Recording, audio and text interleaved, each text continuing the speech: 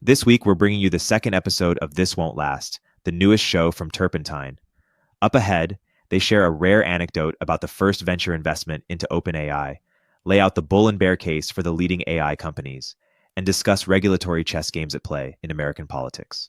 Here's Keith Rabois, Logan Bartlett, Kevin Ryan, and Zach Weinberg. All right, should we do it? We made it 2. We're 2 in now, guys, or I guess we'll see if we make it through this episode in totality. But thanks for running it back and doing a second one. I don't know what Vegas had the line at for us making it to number 2. I think it was like, I don't know, plus 250 to make it to episode 2. So here we are, beating the odds once again.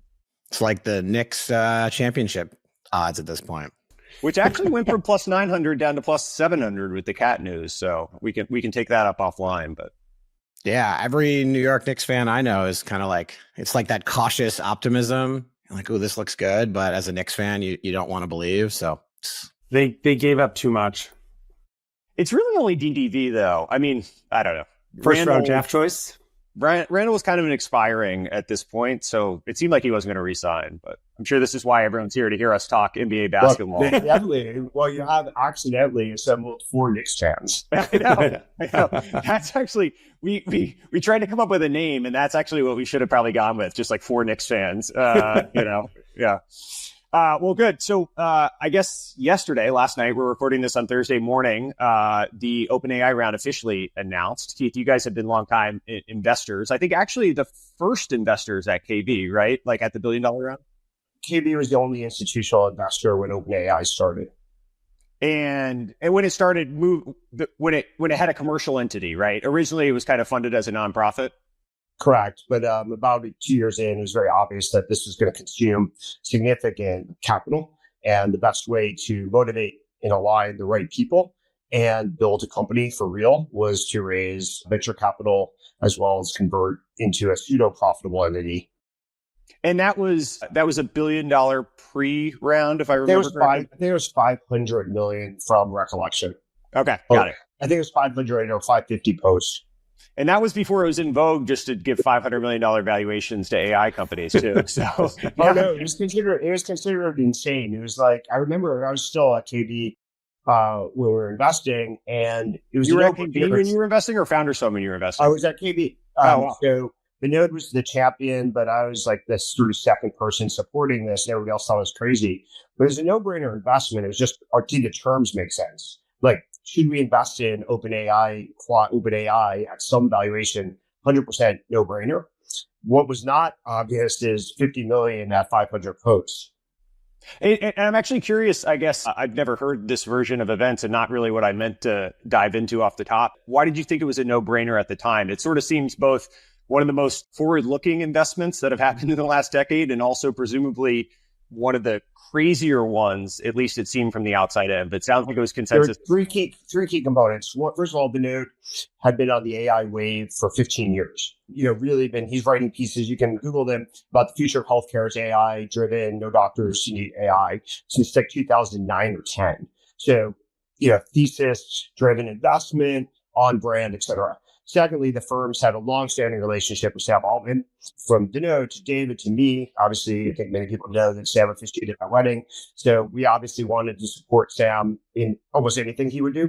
And then third is, even from the very, very beginning, you could identify the core talent. The way one of my partners is an AI expert, and the way Sven described this at the time in like 2017 or 18 was, other than DeepMind, there is no constellation of talent that's anything like the OpenAI core team. So betting on density of talent is always a good thing as a seed investment, not necessarily at 500 million posts. Take a zero off and it would have been a no-brainer. And what was the decision at the time on the 500? I mean, like, how did you guys ultimately get your head around Series A or whatever it was at that price? Well, so as you know, KB is usually very price disciplined. It's off like by an order of magnitude or more from our standard investment philosophy. So that was the only debate, is how much do you stretch? And there were good reasons. The company was going to consume capital. So it wasn't just an artificial demand of, we can extort investors, so we'll take this price at, some high price, which occasionally you see, and usually barf on. It was like, there's a lot of reasons why the company, to succeed and have any inflection traction, will need real capital. And so that was the market price. And we were kind of in or out. And the big questions were like, how much did you commercialize this? How much was the team committed to commercializing this? And knowing Sam really well, David had worked with Sam before, I'd worked with Sam before, we knew him. We really believed that Sam has a really strong commercial mind and that ultimately he would make money for investors. It was basically that point blank a conversation. Sam, are you going to make money for investors? Yes, I am. Okay, we all believed it. And, the rest is history. Wow. What was there from like a product demo perspective? Nothing. Anything? It was a team, but getting top tier AI researchers in a constellation of 5 to 15 of them was unprecedented at that time. It's still true today, by the way. These companies that you see get funded at ridiculous prices are basically just a constellation of 5 to 15 people where 3 or 4 of them are co-authors on 3 or 4 different papers, and they can raise money at almost any price. Yeah, and there is such a shortage of talent. I mean, look, there must be jobs for literally 25 times more AI PhDs than there were 7 years ago, and we don't have 25 times more. I've never seen a shortage of talent in 30 years as I've seen in this space now. But how many of those original people are still there, Keith? I haven't counted. Obviously, a few left very recently, although, sometimes people are unfair and uncharitable. Most of those people were there for between 6.5 and 9 years, which is a pretty long time. I haven't been at many companies that long in my life either. So I think sometimes people can criticize from afar, but 8 years is a pretty damn strong commitment by anybody to any one entity. Well, also, like, if you're there from the beginning and they're allowing secondary sales in these rounds, which I assume they are at some level, I mean, you've got people taking tens of millions of dollars, if not more, off the table. It makes sense they want to go try their own thing. Well, also people, everybody on this call knows building a company from scratch is really difficult, painful. There's a lot of sacrifices involved. 6 to 10 years of sacrifices is a lot of sacrifices for family, for hobbies, for friends. So, it's totally reasonable for people to decide that after 5 to 10 years, they want to do other things and prioritize other things in their lives. It's very normal. How many of these like AI companies do you think really actually need that like foundational talent, like the folks who can do the ground up model building and infrastructure versus the investors kind of like think they need the talent, but the reality is they're more like a downstream customer of an OpenAI? It depends on what the company's aspiring to do. I think the application level, I don't think you really need that talent. This is me speaking for myself. I think some of my partners who are AI forward would still push the envelope there. But if you're really competing on the foundational level, absolutely, you've got to have world-class talent that can compete with OpenAI, you can compete with Google's various things, it can compete with, super safe intelligence. Those are going to be rare. So it depends where in the stack kind of you're going to compete, in my view. Yeah, and I think there's a lot of specialized companies that really need skill in that area. I've one company in material science, and so we need AI and involvement with material science, and there's only so many people in the world that you can get. But I've never seen salaries and payment. I mean, my understanding is that the amount that OpenAI is paying people and some others is just, sometimes 5 times, 10 times more than good engineers were getting 5 years ago. And other companies just aren't going to be able to afford that. I mean, you're talking, I assume 7-figure. Yeah, no, but there's sort of more. There's sort of like a BATNA type situation to it now where all these folks are also being offered to go start their own business. Like Ilya can go raise at $1 billion pre, I think it was billion pre, maybe I'm wrong, without, the team or necessarily the idea totally fleshed out in its entirety. And he can own whatever it is, 80% of that company, right? And so the alternatives here, not to mention you have, we talked about it last time, but the acqui-hires to get the folks from Adept or Character or whatever you want to call that back to the business. There's clearly like this power law of talent. And it's not just like having someone that knows AI. It's like if you're one of the top 15, 25 people, like your value is almost uncapped to a big company. Well, we were talking about us being Knicks fans. It's a little bit like the NBA. There hasn't been a team, I think, that's won an NBA championship without 2 superstars. I defined as maybe the top two of the top 20 players in the league since 1998 when Detroit did it. So I think there's a bit of this that's true in any field. If you're going to compete on some dimension in a power law business, you may need 1 or 2 people that are in the top 20 in that field to have a top. And I think it's also proving that we have historically underpaid our best engineers. And all of us would have said 10 years ago that your best engineers are much, much, much better than your average engineers. And we paid them 50% more, sometimes 100% more, when in fact, they almost should be paid infinitely more because they will make the difference and make the company. Well, in drawing the parallels to the NBA, that's actually kind of what has happened, where you have folks now making 60, 65, $70 million, like 35% of the salary cap or whatever it is. And the middle has been really hollowed out, right? No one's making, it's very little, the number of people that are signing new contracts today for like 15 or 20. It's sort of like you're getting single digits or you're getting, north of 30, 35, 40. The interesting question is like, what actually happens to engineering salaries, not in like the AI layer, but just at like the application layer? Because theoretically, being a great engineer is no longer that difficult as these models kind of get better and better. I wonder where you see like the middle to the NBA analogy end up, because you might not need nearly as many people who are actually exceptional. Agreed. And I think even the NBA is not the perfect example because it's not a free market. We have socialized, our sports systems for better or worse. With the Premier League, they don't have salary caps really. And so people make an extraordinary amount of money. What is the high end, like what the highest person in a Premier League team, are they making 50% of the total dollars going to the salary? Well, I don't think they get to 50%. And here's what makes it unusual is that they have these transfer fees too that you have to pay. So it's not the same. It's not a free market system in its own way either. But yeah, they're making a lot more than the NBA players. Yeah. The best players. As you think about, the talent departure component of all of this, and Keith, realizing that people have been there for a long time, I guess, and you maybe are too close to the situation to totally comment on this, although people put in long journeys to your point. I guess, Zach or Kevin, do you guys have any view on some of the recency of people leaving, or I don't know, any perspective on what you... I think we've covered it. It still is unusual because if you have unvested shares, because some of these people got shares, even if they got reloaded, they got 3 years ago, 4 years ago, and presumably they're vesting a staggering amount of money. Most large companies don't lose those people as many times as they have here. But to Keith's point, 20 years ago, no one could walk out the door and have a $500 million, pre-money valuation put in front of them. I've never seen that.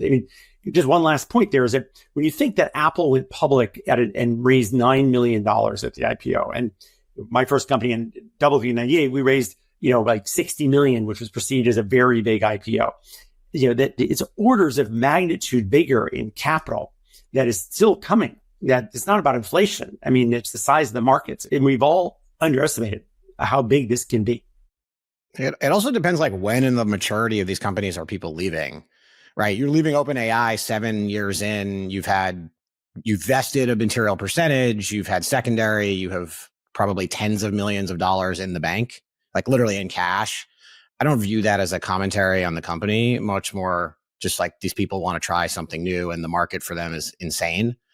If you see people leaving after 2 years and 3 years, I would be concerned for that business. It's a really negative signal. But I don't view the OpenAI departures as anything besides kind of natural capitalism at work.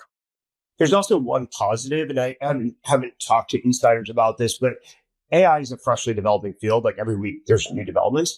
And if you're running a company in a highly emergent field, you may want some turnover actually more than a typical tech company, because you want to give up and coming talent the ability to, sort of spread their wings and have more opportunities. Like the people who actually built OpenAI may no longer be as cutting edge as where, the research is today. So there's some freshness that's possibly a good thing for OpenAI because of the speed of innovation in their field.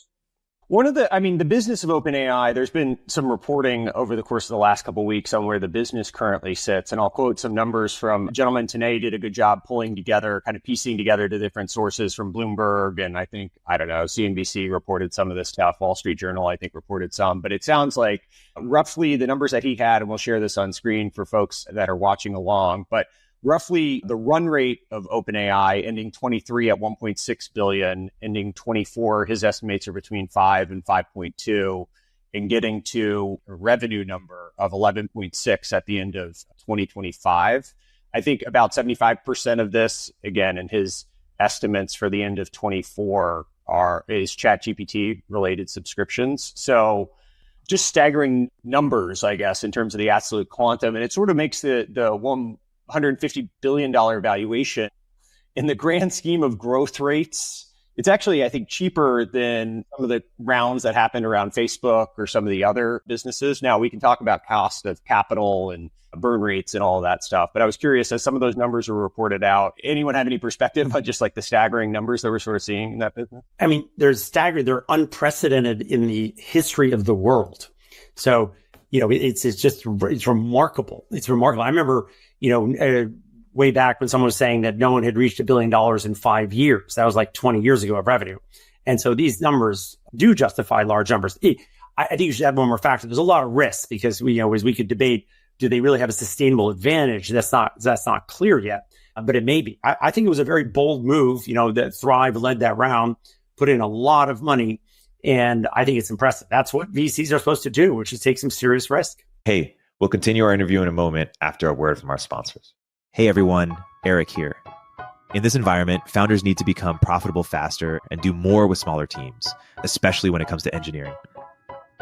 That's why Sean Lenihan started Squad, a specialized global talent firm for top engineers that will seamlessly integrate with your org. Squad offers rigorously vetted top 1% talent that will actually work hard for you every day. Their engineers work in your time zone, follow your processes, and use your tools. Squad has front-end engineers excelling in TypeScript, React, and Next.js ready to onboard to your team today. For back-end, Squad engineers are experts at Node.js, Python, Java, and a range of other languages and frameworks. While it may cost more than the freelancer on Upwork billing you for 40 hours, but working only 2, Squad offers premium quality at a fraction of the typical cost, without the headache of assessing for skills and culture fit. Squad takes care of sourcing, legal compliance, and local HR for global talent. Increase your velocity without amping up burn. Visit choosesquad.com and mention Turpentine to skip the waitlist. You like to optimize things. You've chosen the perfect credit card to maximize your travel points, and you always find the fastest route when you drive. Shouldn't you handle your charitable giving the same way? Givewell spends 50,000 hours every year doing deep dives into different charitable programs to try to find the ways to do the most good for your dollar. Givewell has now spent over 17 years researching charitable organizations and only directs funding to a few of the highest impact opportunities they've found. Over 100,000 donors have used Givewell to donate more than $2 billion. Rigorous evidence suggests that these donations will save over 200,000 lives and improve the lives of millions more. It's easy to see why the Boston Globe called Givewell the gold standard for giving. Givewell wants as many donors as possible to make informed decisions about high-impact giving. You can find all of their research and recommendations on their site for free. You can make tax-deductible donations to their recommended funds or charities, and Givewell doesn't take a cut. Go to givewell.org to find out more or make a donation. Select podcast and enter Econ102 at checkout to make sure they know you heard about them from us. Again, that's givewell.org to donate or find out more. Maybe on the bear case side, which is not about the top line, but about the true margin profile of that revenue and the potential pricing pressure you're seeing. I think it's obviously a fascinating company. I'm not poo-pooing it in any way, but like to critique the valuation for 2 seconds. One, what is the real margin on that revenue, right? Because this is a weird business where your COGS, if you will, doesn't look like a variable cost. It looks like this giant CapEx that you have to spend training the model. And so you're looking at the revenue going like, what's the multiple I should really apply to this? Because if I've got to spend $5 billion a year to generate this revenue on the other side, and that 5 is trending up, not down, what is the actual cash producing opportunity of the business? And I would be very skeptical of like the true margin profile here. The other one I would say is like, you've also got some of the largest balance sheets in the world. In fact, I shouldn't say some of it is the largest balance sheets in the world, except for maybe Apple, coming after your product line. Not necessarily with a better product. There's a lot of like fast following going on. Obviously, OpenAI is in front of, Gemini and others, but those companies can spend a lot of money for a very long time and lose money. Plus, which is like the wild card, is Facebook or Meta, or whatever we're calling them these days, because they're chasing and open sourcing. Right. So now you've got like real competition coming from, the open source world, where you eventually could see like a much cheaper version of this as an enterprise customer. So there's some questions on the revenue quality, in my opinion, and that would be where I'd get scared at like 150 billion. It's clearly a good business. There's clearly something, amazing inside here. It's just the valuation to me I would be concerned about. I think if companies are accumulating the human talent, which I think OpenAI is, it gets harder and harder to lose. And if we believe that, AI is going to be very important, I still think it's a pretty good bet. The final thing is I think we're underestimating how much costs will come down, at least per unit, however you want to defend that. I think they'll come down by 90% in the next couple of years, but it'll be competitive. I mean, it's fascinating. We can't, this model, none of us, even OpenAI, don't know what their model is going to look like 5 years from now. The double-edged sword of this right now, when you compare it to, like, I'm sure all of us lived in different ways, sort of the cloud journey of Amazon and Microsoft and Google, there is more differentiation, at least in my opinion, at the product level here than it seemed to be in the cloud wars. Now, you also have independent companies in the private markets going after this, whereas those were the businesses actually with infinite balance sheets. But I'm curious, how much do you think like we see this rate of degradation, and we can show a chart on screen of like open source actually catching up with the proprietary models pretty regularly. How much do you think that the actual models themselves will continue to drive the opportunity set for these businesses? And it's actually just a very fast degrading asset. Every time you do a new trading run, something else catches up to it pretty quickly after. Think about it I would just say from a training data perspective, right? Like, the bigger and more interesting these training data sets get, the models are still going to be extremely expensive to run. I don't know, like, I would question is it really getting cheaper? Maybe it's getting cheaper to run the models, but to train them, I'm actually not convinced it's getting cheaper by any means, because the volume of data you're putting into these models is growing. Dario from Anthropic actually said he thinks that in 2025, we're going to have a $10 billion model. And Dylan Patel, who's a semiconductor analyst, did a podcast with Darkwesh Patel the other day, and he thought that it might need to be $50 to $100 billion. And by the way, if you read the analyst reports and you read like what, Satya and others are saying, I mean, they're saying this is like $1 trillion of spend. The other thing that's going on here, I mean, if you look at just Google and Meta for 2 seconds as like the potential, let's call them real long run competitors here, Google's got YouTube. I mean, we probably haven't scratched the surface of like the information that Google can actually feed into these models. It's got the largest video data source in the history of mankind by like an order of magnitude. So I don't know if costs are coming down once Google starts to like get YouTube into these training data sets. And Meta's got a similar underlying training data with Instagram data, with Facebook. I mean, I worry if I'm at OpenAI of catching these guys because they're not capital constrained. They're unlikely to be infrastructure constrained. And maybe if you squint over a 5 or 10 year period, they actually have a data advantage. Now they're behind today, no question. Right? Like from a quality of product perspective, OpenAI is in front. But like, is that sustainable and how? And, eventually data wins out here. My training data specifically, I think. Yeah, but if there's one story of the last 30 years, it's that a focused, well-funded startup will beat the large competitor almost every time. I mean, we could have had this call 20 years ago or 15 or 10 about Google and how they're going to win and everything. And frankly, they haven't won in that many things that they haven't purchased other than search. But we haven't had that in a business model that requires massive CapEx, right? Like I agree in a software concept that makes a lot of sense because you're like constantly tweaking at the application layer. It's not that expensive.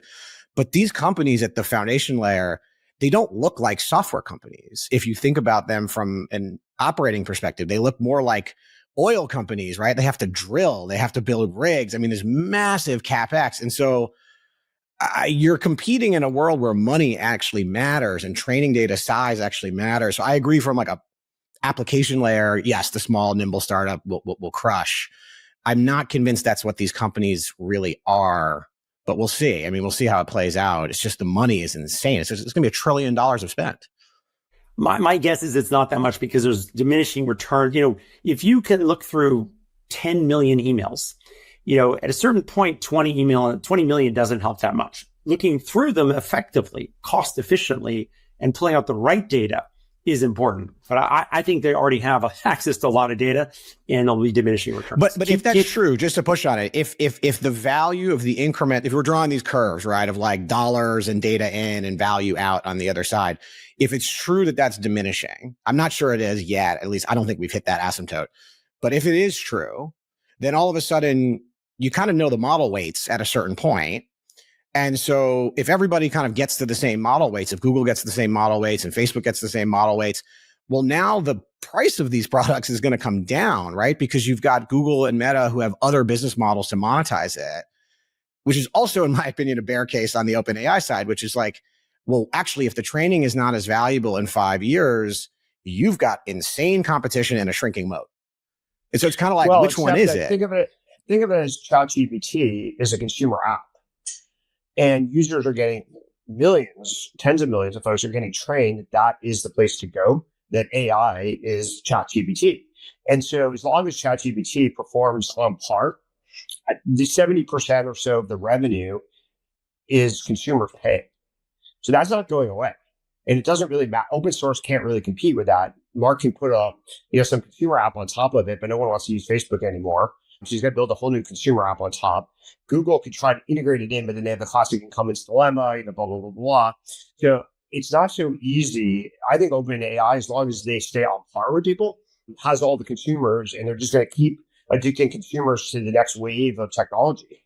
Maybe. It's an interesting argument, but like, think of like existing distribution, right? Like Apple owns the iPhone folks. Like, so, they'll be in front just in terms of like native to iOS. Obviously, Google's going to stick this. I mean, it's already, I have a Pixel, right? It's like in every app in very stupid ways, by the way, which is clearly like some odd product mandate. It's one of the worst qualities, by the way, having a Pixel, Zach. Among many worst qualities, this is one that really is frustrating to me. The actual history is because I used to work at Google for 2 years. They started giving free phones. And at that point, I was like, all right, I'll take the free phone. And I stuck with it, mostly out of spite of all of my friends. But like, I worry about consumer distribution and like the brand, if you will, being like the long run thing, because you have people with billions of eyeballs who are coming after you, both in Meta and Apple and Google, which is going to be like a little tight. But that's where Kevin's point is really powerful. Over 40 years, it's basically never worked that these people with large distribution platforms, when you can teach a focused vertical app that's really resonating with tens of millions of folks, you don't lose that lead, like basically ever, or it takes decades to lose that lead. Interestingly, the people I know who use AI the most, if you will, from a consumer perspective, maybe not like in their day-to-day job, have all switched to Perplexity at this point. Yes. And the interesting thing about Perplexity, right, is like it sits on multiple models, right? That's kind of like the interesting layer. And so, you've got this like sandwich competition. You got Perplexity and probably 19 Perplexity copycats coming. And you got the foundational layer people here, and you're like, who am I competing with if I'm OpenAI? I feel like a very big bear right now on OpenAI. I'm really not. I think it's a great business. One of the things on the Perplexity point, one, I can pull up some graphs that show on screen here, but their retention curve is actually, and this is publicly available web data, is much, much better for ChatGPT than it is for Perplexity. And I use Perplexity as well, and I pay for it, and I like it quite a bit. But like, there's something going on in the difference in terms of how people use ChatGPT and how people use Perplexity, if only evidenced by the retention curve. One of the things, I mean, this whole point of singular focus, like I get it 100%, and it's never proven true in the course of the internet. But some of the private label brands for Walmart or Costco or whatever it is, like if we sort of go to some of the other more physical, capex intensive, whatever you want to call it, products, I don't know. I mean, I think in the internet, maybe there's some unique qualities to this, but as you draw parallels over the history of time, banks, for example, I don't know if it totally holds. Well, if you have a monopoly on distribution, which Apple has a 50% monopoly, that is a real advantage. If that makes the difference, and Walmart, has access to supermarkets in a way that other people don't. To date on the internet, we haven't had that constraint, but that is one outlier there. By the way, all the points you're making, Zach, are risks, and it could go any number of ways. But, when we step back, we've seen this movie many times. I mean, why was Google going to win when there were 7 other search engines? It wasn't, frankly, at the time that much better. It was a little bit better. And it was enough of a difference that over time, they just had human talent, they focused, and they had money. They had as much money as they needed. And so far, OpenAI doesn't have a cash problem. We keep thinking they will. Because just when Google was starting, they were competing with like shithole Yahoo and Excite and, these like kind of rinky-dink competitors. But, no, wait. To be fair, though, a little bit later on, Yahoo was a big company and was public and was bigger and more valuable than they were. I mean, they made an offer to buy the company. So, well, that's the innovator's dilemma in all of this from Google's standpoint. Zach, I've quoted, I can't believe I'm reattributing it to you here because I could just say it as my own and own it. But that Google does have an opportunity to, I think you said, be like the Americans in World War II, that they have, eventually they can get it right over time. But it does start to get to the core of their business model. And I know Perplexity talks a lot about this, like the CPMs and the ability to actually change from their existing business. I mean, Zach and Kevin, you guys have lived this world far more than I, but they have a very good existing business. And it's kind of this core innovator's dilemma situation that they're in. Are they really going to, make the hard decisions to get to potentially where they need to go if it's uncertain if that's actually going to land there? I mean, I hope that they wake up every day and realizing that if you're Google, that this is the first existential threat that I've seen to them in 15 years. And survey came back, last December, I think, or the founders got more involved in it over that, right? Yeah, it's hard for us. I think the three of us are not convinced that they're working 70 hours a week on this issue. Yeah, I mean, another way to take your World War II metaphor is I don't think Google has Eisenhower. Yeah, I mean, when you have $60 billion and you have a 150-foot yacht just to trail the 300-foot yacht in case the 300 one goes wrong, like, I don't know if you're getting in the weeds of, the model building here. So if anything, it might be a distraction because it's like unclear leadership, but it's not. Google is so bad at figuring this. If they're so slow. And so like, that's definitely a bull case. By the way, the other thing I would say on the bull of OpenAI is just like the hype train is so big and so global that even if in 15 years, it turns out this business can't make money, between now and then, it will go public. It will have liquidity. This thing will get bid up in the same way that Tesla got bid up into the hundreds of billions of range just on the story alone. And you'll get your cash out. And I think like that's probably true of anyone putting money in now. Like, you're downside protected by the public market is my guess. And just to add to that, as we mentioned earlier, they are attracting talent. They are getting many, not all, but many of the best people. And this is like an oil company. They're getting oil. And if you have oil, it makes the difference. Question in my head is like, do you see the other players, right? The Anthropics and I guess there's a few others, like, is there space for that? Well, I think right now, Anthropic sort of one, they're attracting really good talent. Like, there's people going over to that business that I think are just really impressive, either ex OpenAI or ex DeepMind or whatever. And so I think they're getting a density of talent over there. I feel like it's an interesting position for them to be in because they are able to serve as kind of the Microsoft Azure to OpenAI's Amazon AWS, like cloud service, where that was the first one that really got going. And then Anthropic's been able to counterposition in some ways. They got into bed with Amazon, whereas OpenAI is in bed with Microsoft. The weird thing there is they are much more beholden to the safety premise than even OpenAI is. And so my understanding is some of the incentives that exist within that company, if you think it's weird with the nonprofit structure and the commercial entity and all of that within OpenAI, it feels like that's gone by the wayside more and more. And I think we're going to see it move to more of a commercial entity. Sam has been rumored to take equity now, and it feels like they're kind of moving in a more capitalistic mandate. But when you're serving two masters as Anthropic might be, both from a safety standpoint as well as an AGI standpoint, I think it just makes it hard to make these decisioning trade-offs. The safety thing is such bullshit. Like, completely you go agree. back to like any technology. People are like, I don't know, these newspapers seem unsafe. Like, everyone's going to have information. And then the internet is like Wikipedia. People are like, oh, they're going to put bomb recipes on Wikipedia. Like, come on. I mean, it's just, if that's going to be the thing that Anthropic, is anchoring on, it's like driving 60 miles an hour with the handbrake on, like you're fucked. Like, it's just never going to happen is just like, there's always these doomsday people in every technical revolution, and they have literally never been right. And so I don't know why we think this time's different. I mean, even when you get to like some of the people that are really smart on this, I think, and Dario from Anthropic, will say this, and other people, they do think that there's some non-trivial percentage of these things happening. And they've always been wrong because the world hasn't, ended in some catastrophic fashion, right? And eventually, if it does happen, there's no one gets to say, I told you so at that point in time. And so I hear you. It can only be true once at some point. And so there is some survivorship bias that never happened before. But no one's denying that there isn't potential risk. That is true. But the idea that we're going to collectively stop developing things for 6 months somehow was one of the dumbest ideas I've heard in a long time. Why? Because we're going to let the Chinese move forward and then we'll be protected by them. I really don't think so.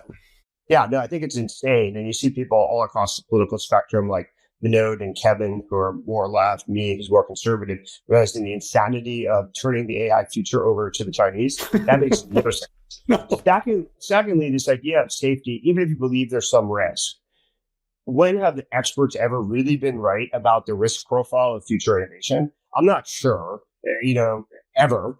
And then third is like risk is a relative game. Like you have to think about things we do every day. You drive a car, you take a shower. And yes, it's hard to compare asymmetric and all this stuff, but I mentioned last time on our podcast, electricity never would have been allowed in the modern world. And just think about that. Think about how much poorer we'd all be, literally and figuratively, if we didn't have electricity. I mean, the risk is ultimately like, do you have bad actors, which are humans? And so, the Chinese thing is such a great way of thinking about it, right? Because like, they're not going to slow down for AI safety rules. It's just not going to happen. So we might as well like control our own destiny. And I do think the good news is like in America, we are going to get this right. I mean, maybe California decides to like shoot itself in the foot every so often, but overall, like I don't really see a material impact here. The Europeans will screw themselves over, guaranteed. They've almost already have. And so it's really just the US and China at this point, and those will be the two winners. And I think it will mostly be US companies at this point. That's what it seems like. I'll try a simple metaphor, Kevin, and then feel free to add some depth. I think technology is just simply a magic wand. There's a metaphor I learned a long time ago. Magic wand, fix things, scalability, fix things, blah, blah, blah. Just make things happen. And, that's what engineers do, is they use this magic wand and cast spells. Well, just like plots of various movies and books in science fiction and others, bad people steal the magic wand and do things. That's possible with any technology. And AI is somewhat similar, but the goal is not to make the magic wands go away. It's like to deprive bad people of the magic wand. Yeah. And, we should, if you want to feel good about something, the world developed nuclear weapons, 70, 80 years ago. And for the last 60, 70 years, we haven't had a problem. Not that we're not all nervous about it. Not that there isn't a risk all the time. But in general, we've done an extraordinarily good job of managing that. This is easier to manage, I think, than nuclear weapons in 30 countries.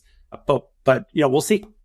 I mean, look, if you're worried about AI safety, you should be as pro-US military as you could possibly be, because that is the single biggest deterrent to bad actors, is the size and scale of our military prowess. And so like, if you're, put your money where your mouth is. If you're scared of AI, you better be deep in investing in Anduril and others, which actually, in an incredible way, I do think the culture, both in Silicon Valley and just like broadly in the United States, has changed. Like these, AI driven, new military companies are really in vogue. They're growing. They're getting great talent. I think it's an incredible thing for the country, for us to lead in this area. And, that's also another benefit of all of this, is people see the military applications of this technology, and we seem to be leading there as well, which is great.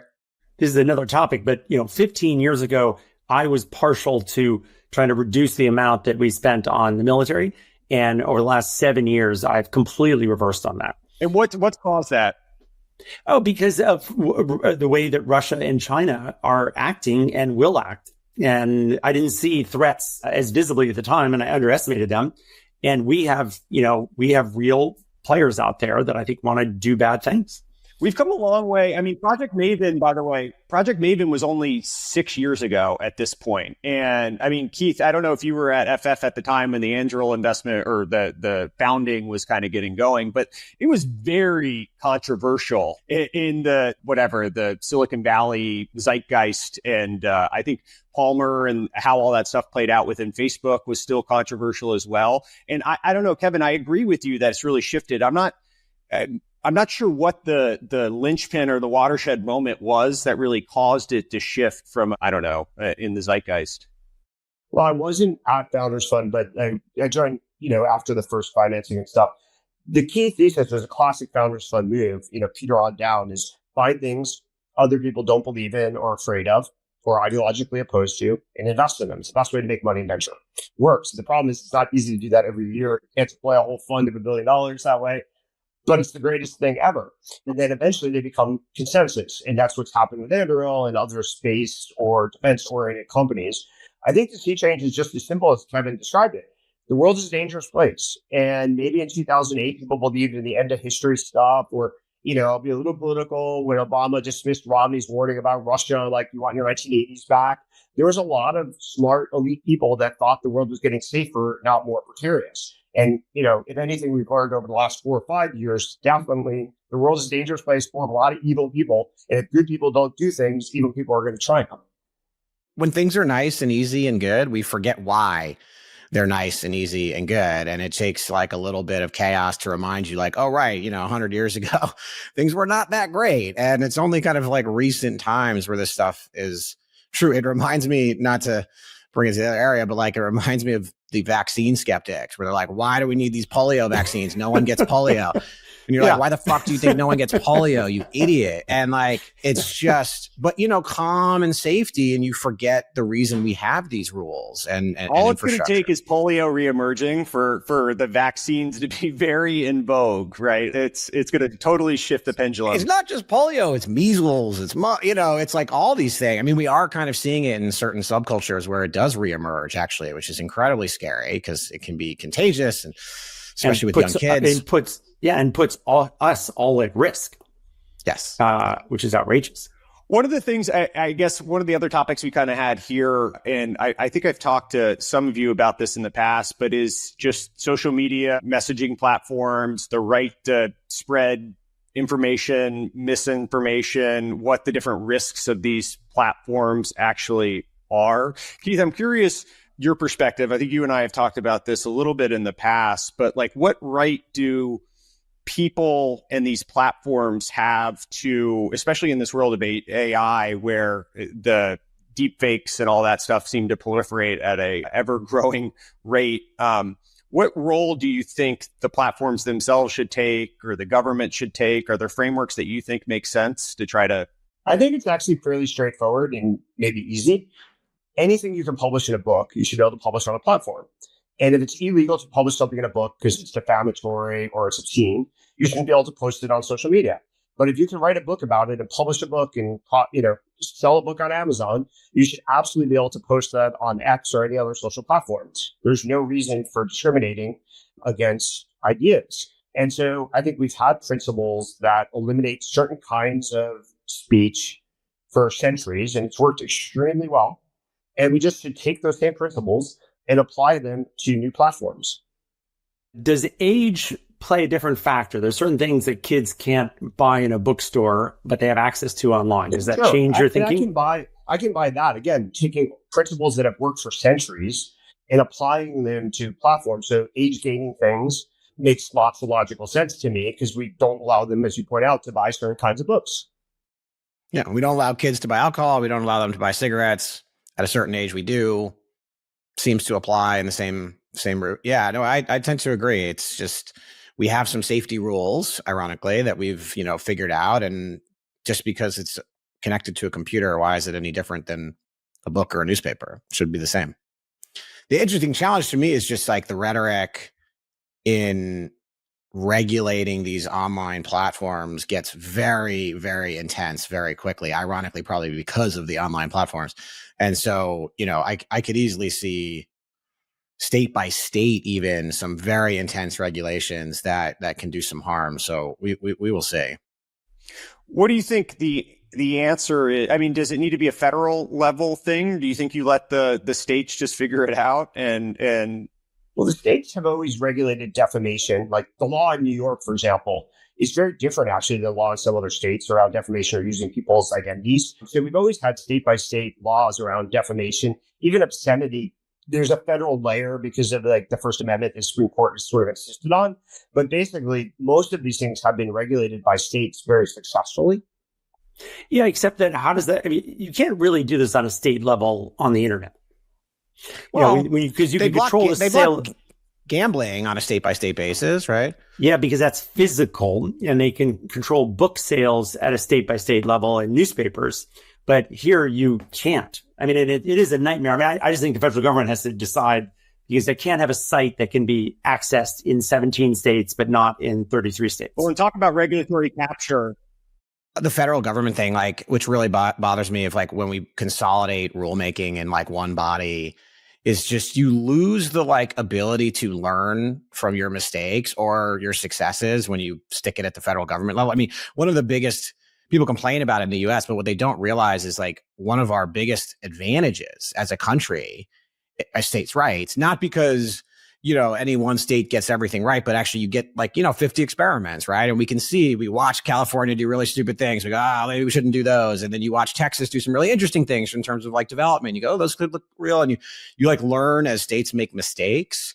And whereas if, you know, depending on which administration is in charge coming up with those rules, I really worry that like you can't change them at the federal level very easily. And I'd almost rather let the states experiment. But wait, Zach, you're not arguing that we can have different definitions of an article that can be shown, you know, that I need 17 different article versions for 17 different states.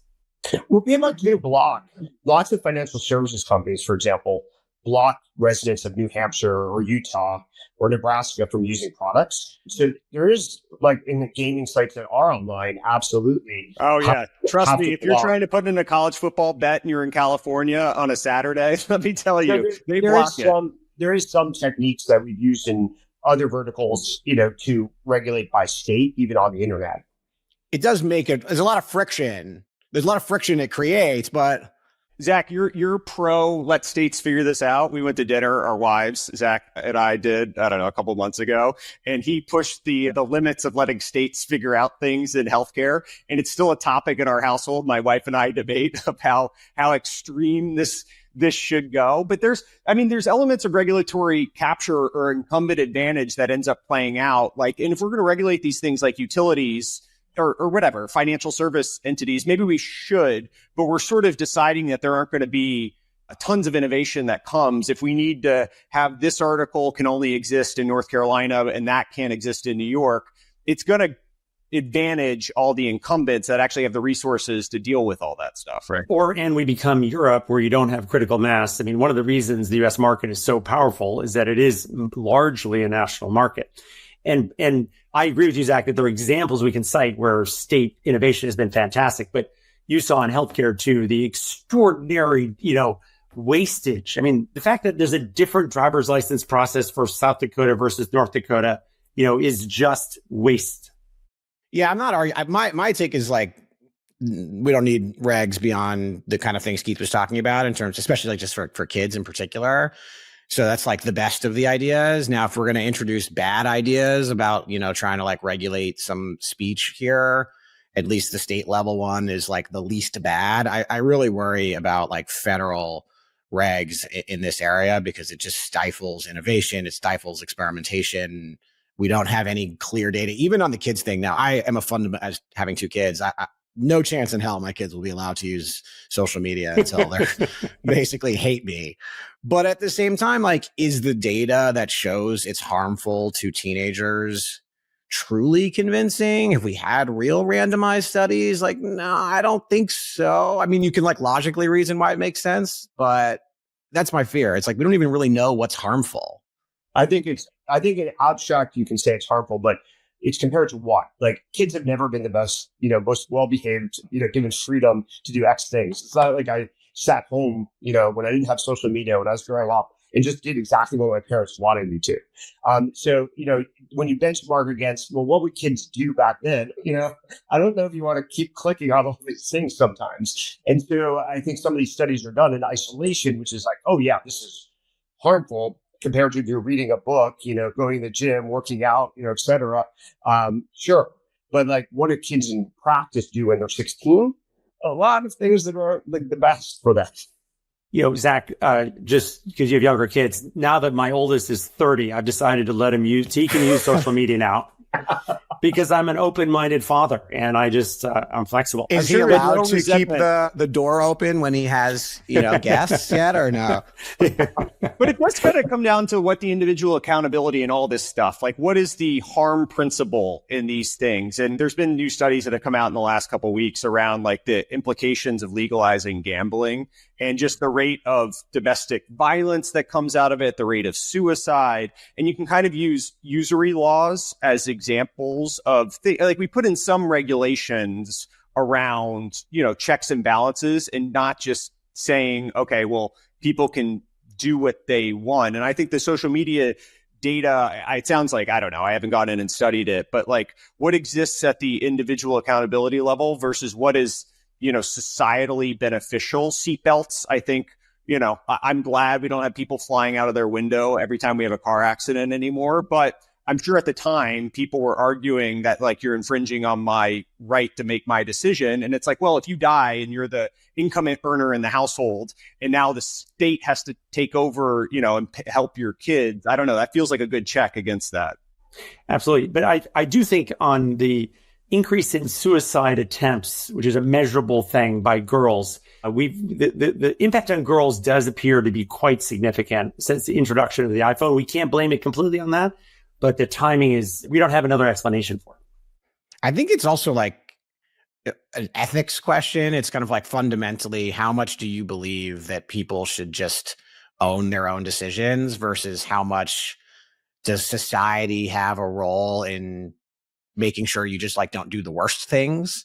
And the answer to that question will vary based on, I think, like personal beliefs. I don't know if there is a right answer. Like, should people be allowed to gamble away all of their money if they so choose?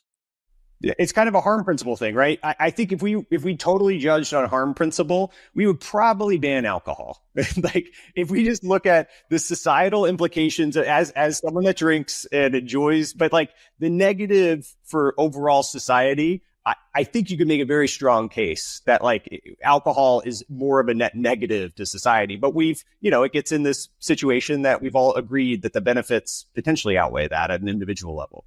And gambling for me is certainly a net negative. And I personally I'm not sure it should be banned, but I wouldn't invest in anything and I don't want to encourage it. I don't think it makes the world a better place there. But I think the issue, Zach, is trickier because, we pay for all the problems. So when people are obese or don't wear seatbelts and have accidents, it's not just them. If they just die right away, fine. But when they are in the hospital for 6 months, that's all of us paying insurance for that. 100%. Yeah. And that's where you start to see the externality part of it. But it's like gambling is actually really an interesting one because do we pay for those externalities? Like clearly get mental health issues and maybe some safety, you could argue. People go a little crazy. It's hard. I struggle with this one because, I like sports and sports gambling can be fun. At the other end of it, like hitting clearly the fifth it's leg harmful. Of a parlay, that's like nothing. No drug hits that. You're like watching Monday Night Football and you're like, why do I care about these 0-4 teams playing with I don't care. But so, the gambling part kind of makes it interesting. But yeah, clearly it is harmful. I mean, I think everybody I definitely have, individual friends of theirs where if you were truly honest, you would tell them like, you probably need to delete FanDuel. Like, it's not good for you. Well, it's also just effectively a tax on poor people. Yeah. It's regressive. When I walk through, the lottery is, right? Regressive in all ways. Yeah. When I walk through the casino or something in Las Vegas and I see people, I feel like you can't afford to lose this money and you are losing this money. Yeah. One of the reasons, the impression I always have that gambling is terrible is I grew up in New Jersey and we go down to Atlantic City and there's like no friction to get there. Vegas, in some ways, there's friction to get there. And so adding friction, it's not quite as sad. You go to a casino in Atlantic City when I was growing up, it was incredibly depressing. soon as you open the door, you're like, this is awful for society because people could just bust there. In Vegas, it takes a little bit more resources to get there before you. And so by putting things online and making it easy and reducing the friction, I feel like we've turned everything into Atlantic City. My image of gambling when I was 12 years old came from James Bond movies. And then you go to Atlantic City and you realize it's not really quite that. I was in Oklahoma a few weeks ago and you stop, there's the slot casinos alongside the highway. And I stopped to go to the bathroom while I was driving. And I will tell you, that's slots are about as sad as it gets of just people sitting there. And, it's all there's been tons of studies on the lights and the stimuli and all that stuff that comes out of it. But it's about as bad as it gets. And again, this comes to individual accountability. If we know that the lights and the handle pull and the noises and all that are really rewiring our brains in some way just to keep going from an addiction standpoint, what role should the government play in that if someone's just going to lose their life savings around it? I don't think we need to encourage it. Now, people can also, by the way, the four of us can gamble amongst each other if we feel like it. And people have always done that. That generally did not ruin people. If you systematize it, make it easy, then it's going to be much worse. I mean, look, we've already greenlit the world's largest casino, which is crypto. So, unregulated global casino to invest in shitcoins, basically. And with a few use cases. Yes, I know. Stable coin, yada, yada. Not many. My favorite, I don't know if this is true, so I'm just going to say something and we'll see if somebody actually fact checks this.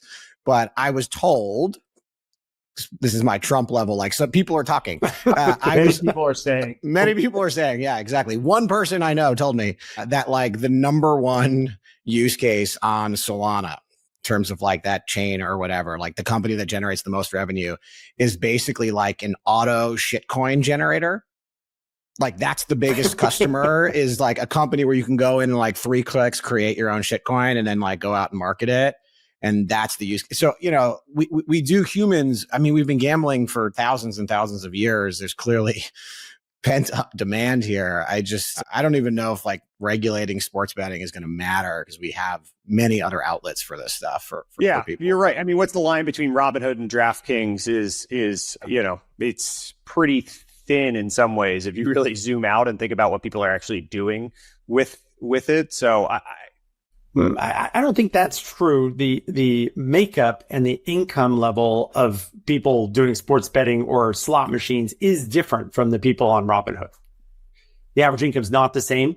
And we're also not opening up Robinhood, slot machines all over. We're not encouraging the people. There's some friction to get there. I'm more comparing DraftKings to Robinhood. Do you think at that level, I mean, obviously there's been some materiality thresholds of who can make what types of investments. Is that a good thing that we're not giving access to certain people to, I don't know, different financial products? And I guess I agree with you that I'm sure we can find the actual data on the different financial profiles of who uses what, but should that actually be a governor that if you're not above a certain net worth, you shouldn't be allowed to do this? To me, it just depends on how much we're actively encouraging it. Again, no one is saying that Zach and I can't bet on the next football game. So that's fine. The question is, are we giving licenses, by the way, mostly because they essentially bribed politicians, and saying you can, have a certain number. New York State is, I can't remember, having 5 or 7 casino licenses that they are giving out. And is it going to make the state wealthier? Is it going to be better? And I'm not sure it will. I don't think it will at all. The investment regulation one is always a fascinating, this is the accredited investor status, basically. It's that was the word I was looking for. Yeah, there's qualified purchaser, which is the big one, but accredited investor, I think is $250K in income over the last 2-3 years, something like that. And if you don't have that, you're essentially not allowed to invest in most alternative assets, which feels odd and regressive, right? By the way, I think it's kind of like an airline, getting onto a plane. I think that's the threshold by which they're supposed to judge you. But if they build enough confidence that you can do it, they'll let you on. And so I don't know if you guys have ever lost your wallet and tried to get on a plane, but you can kind of do it if you show your checkbook or show some other stuff and let them build the confidence. I think it's the same thing with accredited investor generally, but. Well, I guess I go back to why? Why does this exist, right? Because it feels we've always had this thing. But if you go back, The reason for many of these regulations, in particular in the finance industry, is like scams. It was just scam after scam after scam after scam, taking advantage of people who were not as well educated and maybe didn't have as much money. And, this is like brokers calling you, getting you to invest in penny stocks, just like thousands and thousands of different versions of that, scamming poor people essentially in mass. And that's the reason for it. And so the question is like, it goes back to that personal responsibility, like ethical issue of, do you think people should be allowed to get scammed? And at what level? Because clearly there's some harm in limiting their ability to access venture funds and startup investing and stuff like that. But there's also harm in letting them throw their money away, in things that clearly aren't real. I don't know what the right answer is. I mean, you could draw a through line to this and it's a little bit of an extrapolation, but the lack of companies going public because of the regulatory burden and the financial disclosures and all of that stuff that you need now to be a public company. And the reason we've done that in large part is because people were getting scammed on, companies that were going public. And so you do this thing that in principle sounds great. Who doesn't think that like more disclosures and more accountability in the financial markets, like who's going to argue that that's a bad thing until you see the downstream implications, which is like the lack of IPOs and the fact that all this value is being created in the private markets now that used to be in the public markets. And so there are these externalities that are a little unintended, but with broad implications when you start thinking about that. And I think last time, Zach, we talked about the fact that the FDA is, so protective that, it costs $500 million to get a drug to market. And in the meantime, those people die who didn't get that drug. And maybe some more drugs should get to market. So we are overly careful in some areas.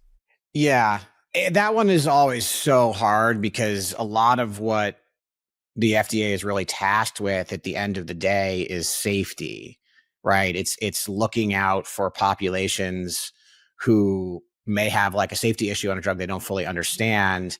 And the challenge in safety in healthcare, maybe a longer conversation for another day, is sometimes it takes a long time to see those safety issues appear in human beings. And so when people talk about like the FDA being really slow and, these like large safety requirements, you need X hundreds of people in a trial, sometimes more, depending on what you're doing.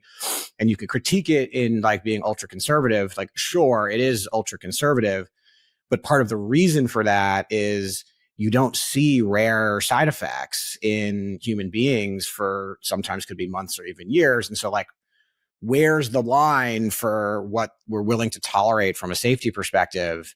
It also varies by disease, right? So it depends on, our tolerance for side effects obviously are higher in oncology and cancer than they are in, dermatitis. It's so hard to say like what's right and what's wrong in those areas, because I think a lot of it comes down to like, it's that question of like, would you kill one person to save 1 million? I would, but I don't think a lot of people would, and so it's like, what is your ethics? And that's really tough. And don't forget, we're not killing one. We're running the risk that someone will die at some point in return for that. And yeah, look, government has to make these decisions all the time, and we do make them. We're just trying to decide, and over time we move that line. But right now that line's overly conservative, I think, on the FDA side. I think we're getting overly lax on the gambling side. Yeah, but everyone has their own, opinion.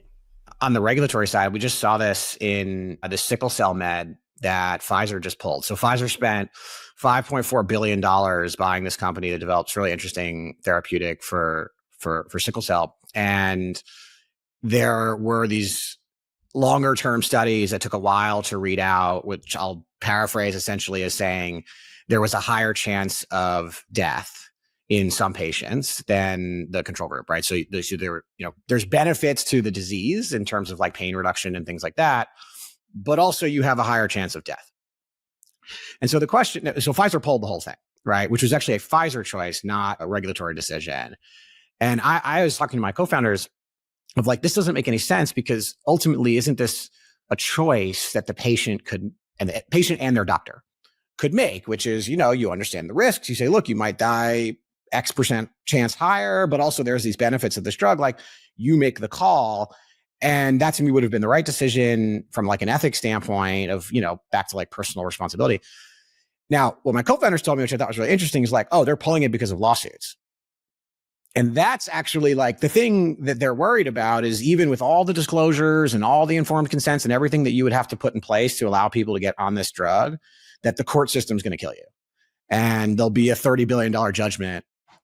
Yeah, I thought that stuff was all pretty preempted. I mean, there's exceptions, but I thought like for the most part, you can get preempted away litigation risk.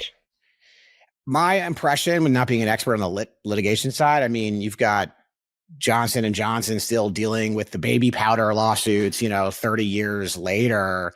Look, the drug has its problems. I want to be very clear, right? Like this is not a perfect drug by any means. I'm only using it as an example of where even that litigation side of things, plays a role in the conservative nature of some of these companies. So this is the question of harm. I mean, you can fix that by statute if you wanted to. How do you think about like the harm principle versus individual accountability and responsibility, I guess, across, I don't know, we've talked about gambling, we've talked about stock market, we've talked about FDA.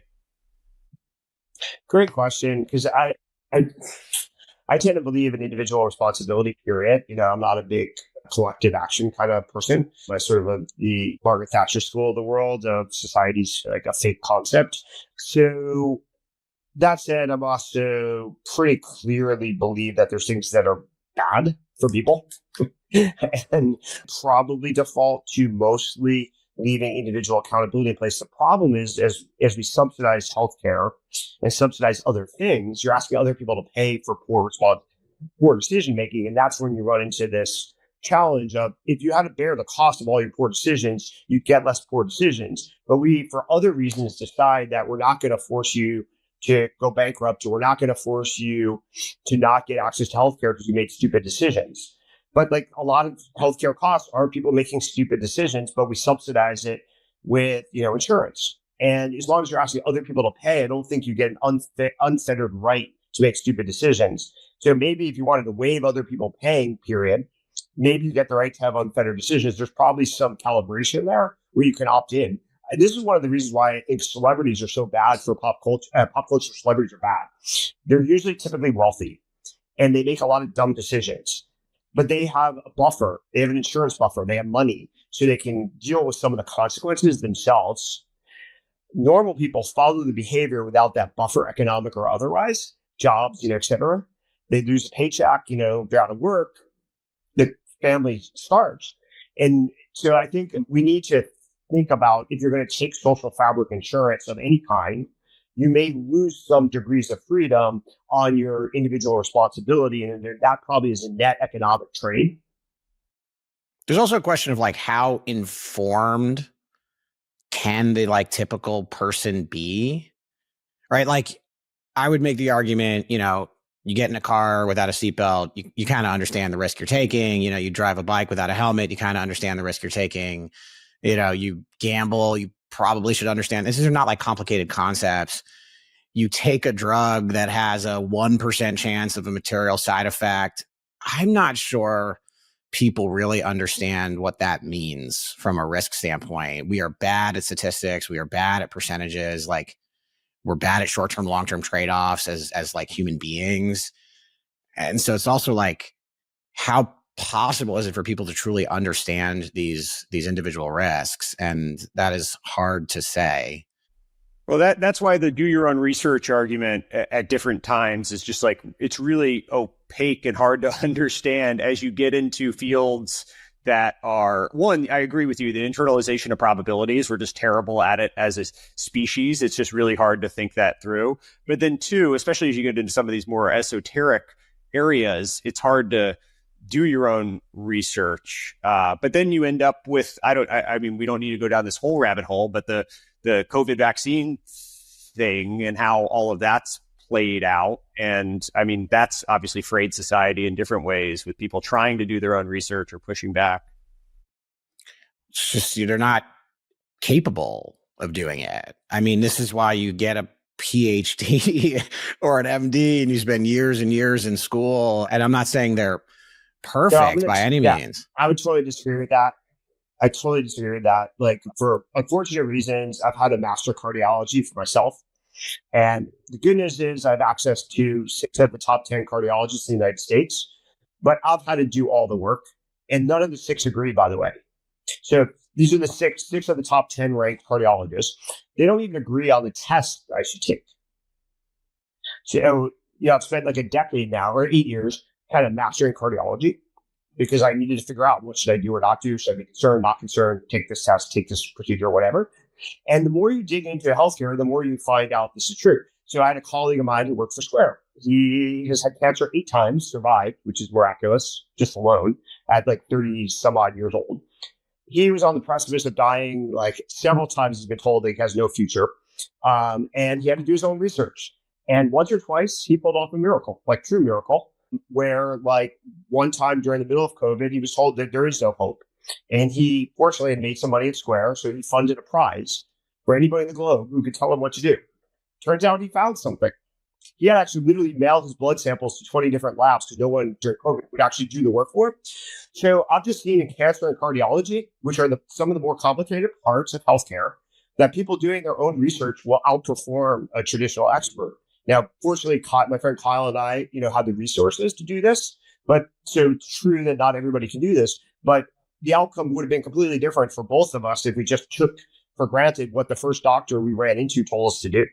Well, the challenge in healthcare is like, there's many things we just simply don't understand from like a biology standpoint, right? Like it is naturally imprecise. I mean, we barely understand, what causes cancer in the first place. Like, so it's not surprising to me that there are edge cases for sure where you should go figure it out. Now, when I think it comes down to like, what does do your own research mean? Like, yes, you should seek multiple opinions. Yes, you should go talk to lots of experts. You should kind of like push the limit. The other challenge, by the way, in healthcare is obviously like your doctor doesn't get paid any differently based on your outcome in general cases. So there isn't a full incentive for them to get all of this right. So I think the idea of like, I have an issue, the system isn't solving it, I need to go figure out, what I could do is totally rational and reasonable. It's the ones where it's like, well, hey, we have like layers of published research about this specific decision or this specific drug or this specific, clinical situation. And then everybody goes, I'm going to go read like Facebook comments. And that's the part. You're still trusting experts in this example, right? My example, yes. Kyle, my cancer friend's example, not really. He really had to push the envelope beyond what a lot of experts, but he did find some experts who helped navigate. I can think of some examples as well that the experts were totally wrong. Like in cancer, you want to read a great book, read Breakthrough. The experts in cancer were totally wrong. Now it's been consensus. The people pioneering that research had none of the traditional background. They've all now won Nobel Prizes. It took like a century to undermine, most of the conventional wisdom about cancer. It's a fabulous book, by the way, just pure reading for your own like edification. But even in fields with experts, on top of experts, the people who really innovated in cancer were actually people sitting in the middle of Texas with no medical degrees. But and actually, we know much more about the heart and cancer than we do about the brain. We don't have any idea. We generally know, not in your case, but generally know what's going wrong in our heart. But in the brain, we don't even know what causes depression and, growing like crazy. So that this problem is very acute. One of the biggest things that is just really hard for people to understand, and it's like a concept I think a lot of people inside of medicine understand, but they're just really shitty at articulating, is kind of like your level of confidence or the level of evidence, right? Because like not all evidence is created equal. And there are certain things where it's like, we know this is true. We've run these like giant randomized studies. Here's the answer. And then, it trickles down from there. Polio vaccine, for example, like as an, right. Yeah. Or like wash your hands before you do surgery, like things like this that, we didn't actually know back in the day. And then there are things where there's obviously materially less level of evidence simply because, A, we don't even understand how the disease, biologically works, or the treatments are very unclear. And I think humans do not understand this like spectrum of evidence where you can go, there are certain medical decisions where we literally have no fucking idea. And then there are ones where we have tons of confidence in, and we're really bad, especially in the news media, of articulating high confidence, mid confidence, low confidence. And that would be such a benefit to society if we could share a little bit more of that. For example, the number of articles that I get sent typically by my family members were like, hey, look at this new study, look at this new drug. And I go, hey, Did you check if that study was done in a mouse? Just the first check, right? And it's like 95% of the time, it's like, yeah, it's a mouse. Like, just remind you that's not a person. And so even little things like that, like where was the study done? What kind of animal was it done in? Where, how many people? If there was a human study, these are complicated concepts. People just don't get them.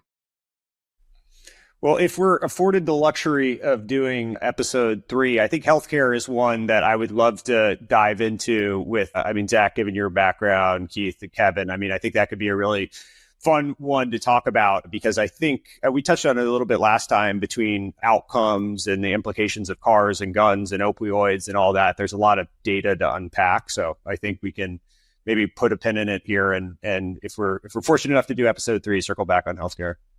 That'd be great. I would love that. Awesome. Thank you, guys. All right. Thanks, everyone. Until next time. See ya. Hey, everyone. Eric here. At Turpentine, we're building the first media outlet for tech people by tech people. We're the network behind the show you're listening to right now. We have a slate of hit shows across a range of topics and industries, from our AI and investing cluster of podcasts to shows that drive the conversation in tech with the most interesting thinkers, founders, investors, and influencers, like Econ 102 with Noah Smith. We're launching new shows every week, and we're looking for industry-leading sponsors.